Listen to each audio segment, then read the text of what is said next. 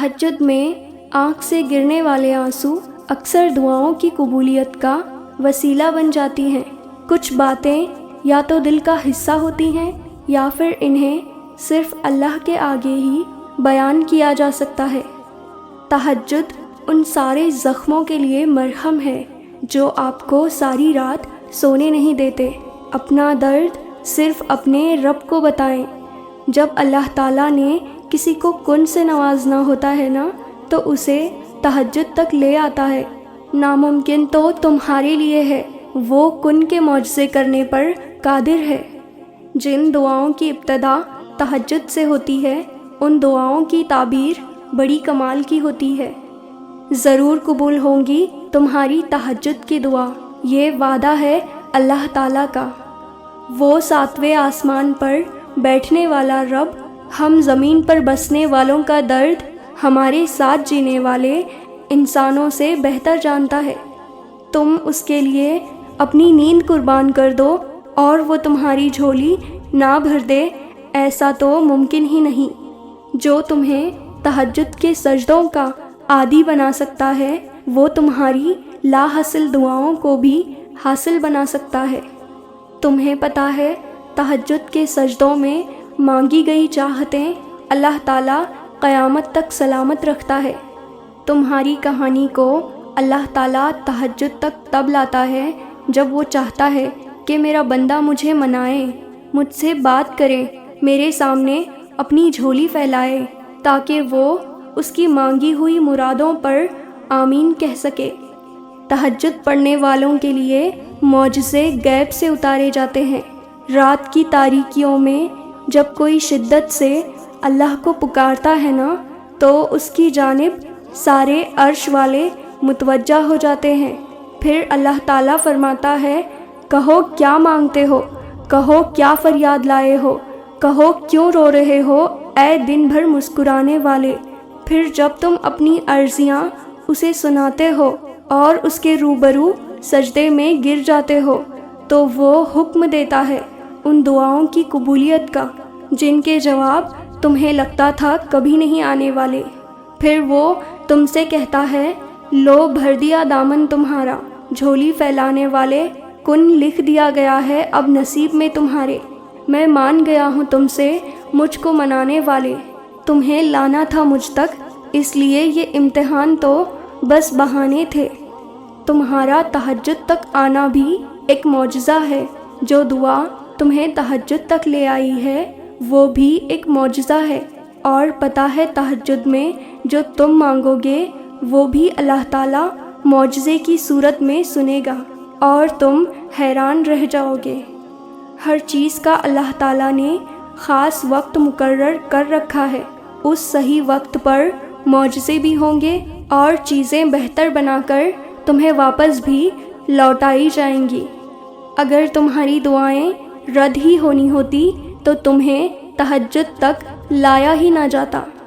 وہ رسوا نہیں کرتا زمانے کی طرح، وہ اپنے در پر آنے والوں کو تھام لیتا ہے، وہ دلوں کے راز سنبھال لیتا ہے، وہ ٹوٹے دلوں کو جوڑ دیتا ہے، بکھری روح کو سنوار دیتا ہے۔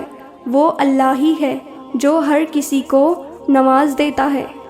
تم دعاؤں کے پورا ہونے پر یقین نہیں رکھتے، ورنہ کیا کچھ نہیں ہو سکتا تہجد کی دعاؤں سے۔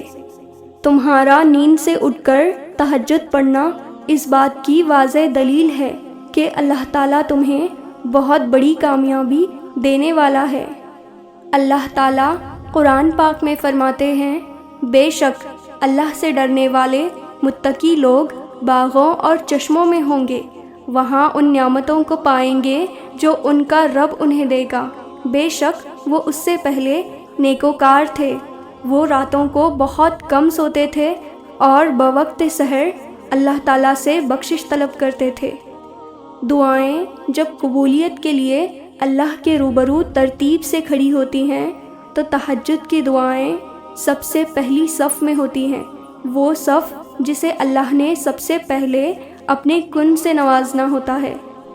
وقت اور حالات ہمیں ان راستوں پہ چلنے پر مجبور کر دیتے ہیں جن سے ہمیں تکلیف پہنچتی ہے، لیکن وہ راستے ہماری بہتری کے لیے ہوتے ہیں۔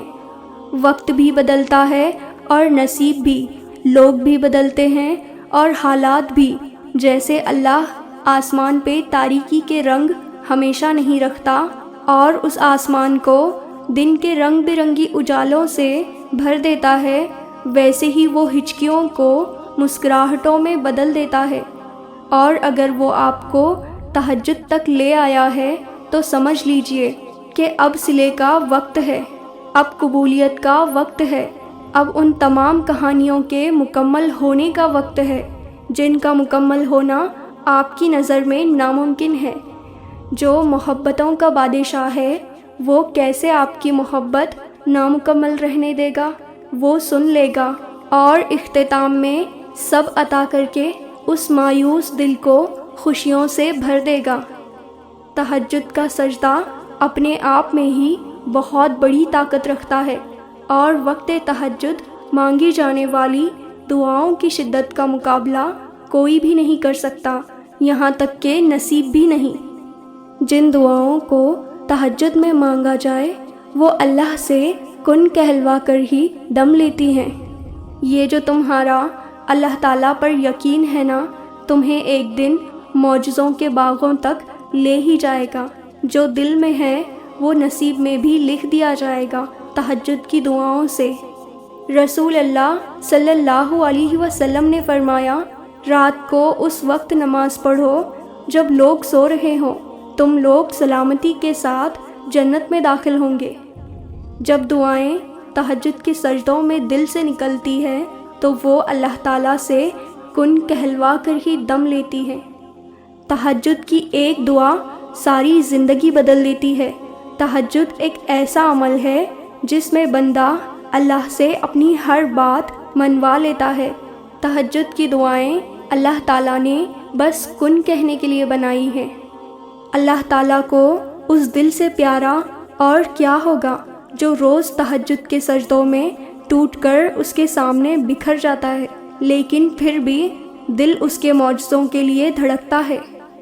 تہجد بہت افضل عبادت ہے، تبھی یہ فرض نہیں کی گئی، کیونکہ فرض عبادات تو انسان اکثر خوف سے بھی پڑھتا ہے یا یہ سوچ کر پڑھ لیتا ہے کہ اس کا روز محشر سوال کیا جائے گا، مگر تہجد انسان ہر ڈر سے آزاد ہو کر پڑھتا ہے۔